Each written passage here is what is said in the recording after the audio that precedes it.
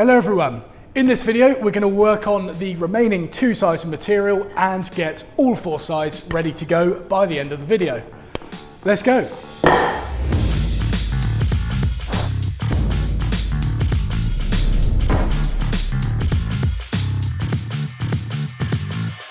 So in the previous video, obviously we got our face side and our face edge established. So this face is completely flat, no twist in it, and the edge is perfectly square to that face.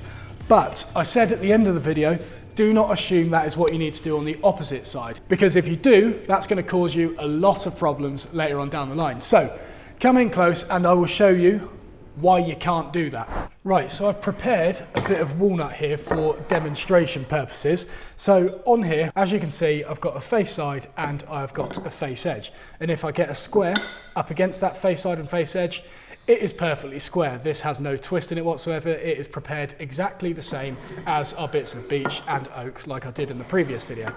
So once doing that, what I did is switch over to the other side and do exactly the same. Get this flat, no twist in it whatsoever, and square off the opposite side to the face side. So this is now perfectly square to that. However, if you look at this bit of timber, you might be able to see that it is tapered. It's thinner here and it's wider here. And that's because we've made no effort to make it parallel. So it's very easy to get it square to these faces. There's no problem with doing that. In fact, you can make this like a triangle shape if you wanted, and you could still get those edges square.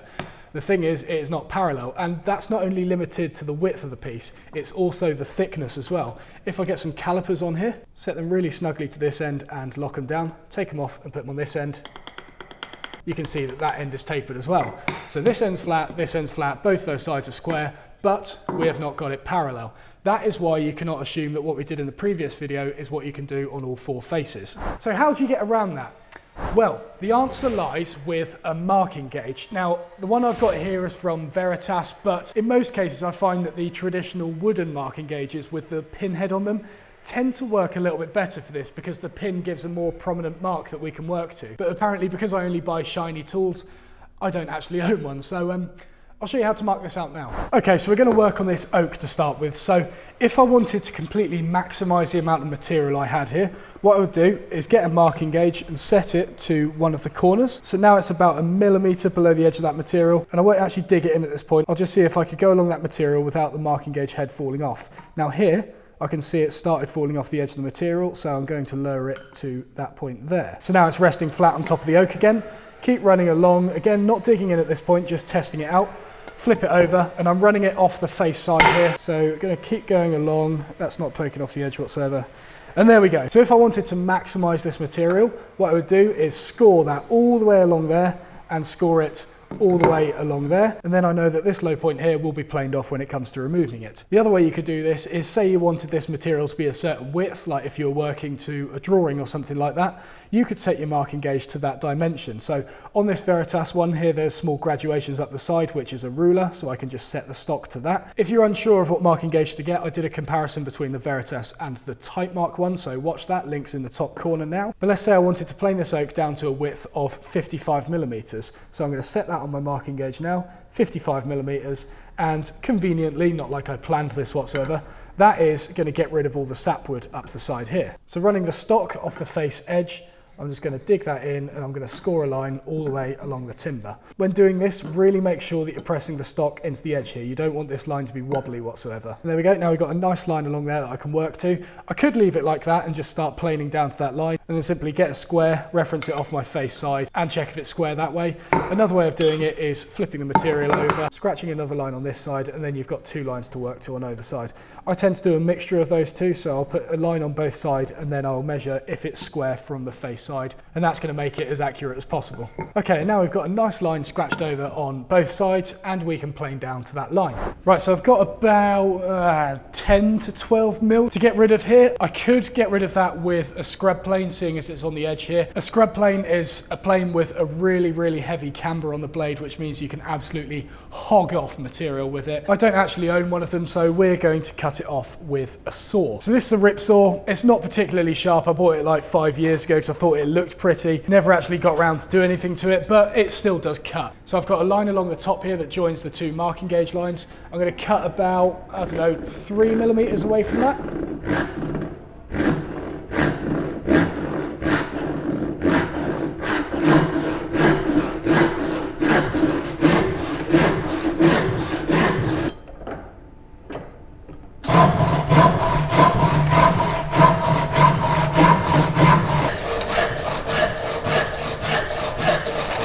And then just coming in from the other side now.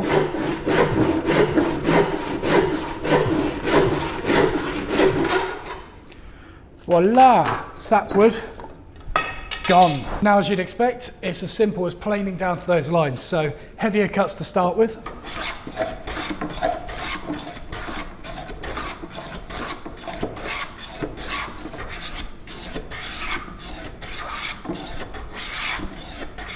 Right, so I'm about 0.5 millimetre away from the line on most of the sides. However, up here, I can see that the material is starting to flake away just above the marking gauge line. And that's usually the best indication to show that you've gone deep enough. So now I just need to work on the remaining 3 parts of here and try and avoid this as much as possible and get all of the edges flaking off just above that line. So a much lighter cut now.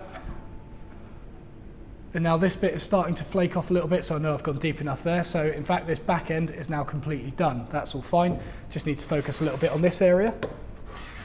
Okay, so we started flaking off on all the edges, and what we need to make sure now is that we haven't put a bow in the top of this material because we've been focusing a lot on the edges. So straight down the middle now. Another use for the camber on the blade this. Okay, I've got a bit more to do.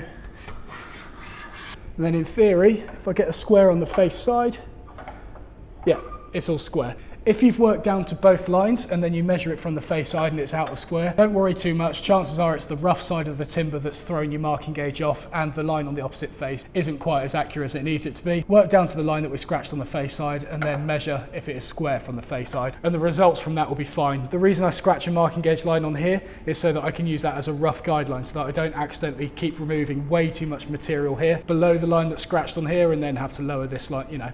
It's a rough guideline on this side. The line that you scratch on here is your final line. So we know it's all square now, and what I'm going to do is do a couple more passes along the top and just get rid of that little wiry edge that we've got on there, because that might affect the joint later on. So centre the plane on the left, centre it on the right, and then we'll go down the middle, centre it on the left, and then the right of the timber, and then down the middle. And checking it for square, that's all good. We've worked down to the line there. We've got rid of that little frilly edge, and yeah, that bit of material is prepared on 3 sides now. Nice and parallel, nice and square to the face edge. Right, so now you want to be doing exactly the same things on the bits of beech. So when you're doing these, put them both together, work out which one is the narrowest. So this one here is a little bit lower than this one. So I'm going to set the marking gauge to the thinner one, or the less wide one, lock it down, and then just use that as a depth gauge all the way along to make sure it isn't poking up above anywhere else. So yeah, about 1 millimetre there. And it's about 2 millimetres up here, so this bit will be out of parallel. Yet down here it's about 1 millimetre from this edge, and up here it's about 2 millimetres. And flip it over, all fine up there, good. And let's check it on the next one as well. So from the face side, without changing the setting on your gauge, all good. Yeah, that's all fine. So now if I scratch this setting onto the faces of this beech, it means they're going to be exactly the same width as each other when I plane them down.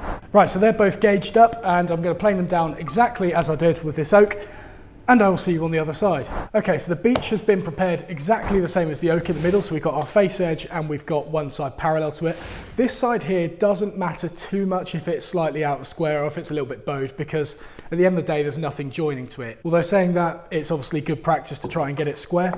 But if I press all 3 of these components together, just with the pressure of my hands, all of the joints close up. And that's really good practice there. I really like to quote from Ben Crow from Crimson Custom Guitars. He says, if you can't close a joint up or an edge joint up with just the pressure of your hands, you haven't done your job correctly, which I think is completely correct. Clamps will obviously close the joints up quite well, but it's entirely possible to get a joint fitting perfectly with the pressure of your hands rather than have to rely on wrenching clamps around to try and get stuff closed up. So now we've done the edges and the board will all join together perfectly. What we need to do now is thickness it on these rough sawn faces on here and on the oak as well. And it's a pretty nasty job, I'm not going to lie. One thing to do here is put a little mark on your face edge with a V pointing up to your face side, because once we remove this rough sawn marks, you're obviously not going to know which one was your face side because you've removed all of your marks.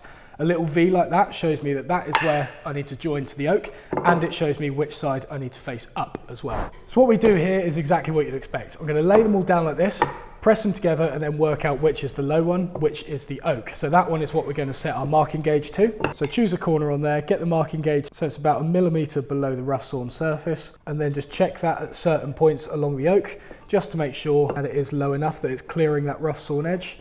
So, yep, that's a good setting. And you can see now that if I was to make this the face side and reference the gauge off here, I'll be going straight through that knot here, so that would be what exposes it. But because we made that our face edge, it means that we're referencing off the side of the knot and there's less chance of exposing that. So really wrench this marking gauge around, make sure it is not going to shift, because we're not only going around this oak, but we're going to be going around the beech as well, referencing from our face side. And with these as well, it's worth going around the end grain. Right, that's the oak done, so now let's do the beech, working from the face side and around the end grain. This line is very handy on wider components. Right, so I've got a freshly sharpened blade in here now, and what I'm going to do is work down to the line on this side and kind of put a small bump in it, because I tend to find that's a little bit easier. If I try and work it down evenly, sometimes I'll get a hollow in the middle, which means the plane doesn't cut any of the middle material, and then you're just wasting effort. If you get rid of all that material on the edges first, get down to those lines, and then do not touch them from there on. You've just got to remove a little peak afterwards, working down to the line on the end grain, or getting your plane across it like this and checking if it's flat. Nice and easy that way.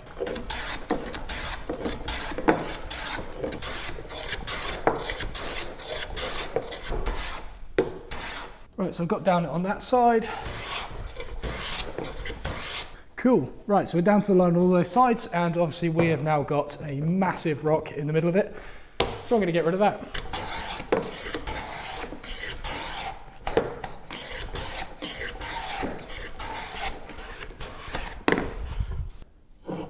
Right, so that side's all good. We've got like the tiniest dip in the middle, which is perfectly fine. Up here, I've got a little bit of something going on here. And the sign that my plane isn't cutting means that I've probably gone deep enough all the way along. Yeah, so there's a very, very subtle hollow along the whole length of the board. Okay, and here's the magic trick now. This is the face that we've just planed, and if I put that on a desk, we have no rock in it whatsoever. That is perfectly flat on there. And the reason for that is because we took extra attention on the face side, referenced everything off of that face side, and then that means that the rest of the board is perfectly fine. If that face side was twisted, once we start scratching around it with the marking gauge, it's going to follow that twist, and then on this opposite side, that will also be twisted as well. Because you can imagine, once you stick all three of these twisted components together, that chopping board is going to be about as stable as a horse's bedroom. What, stable? Yeah? No? Okay. So there we go, guys. Do that with all three of your components, and if you have not taken the time to make sure that the face sides and face edges are out of twist and not perfectly square, you can see how that's going to come back and bite you in the arse. So in the next episode, we're going to get it glued together, cleaned up, and ready to chop a cabbage on. See you then.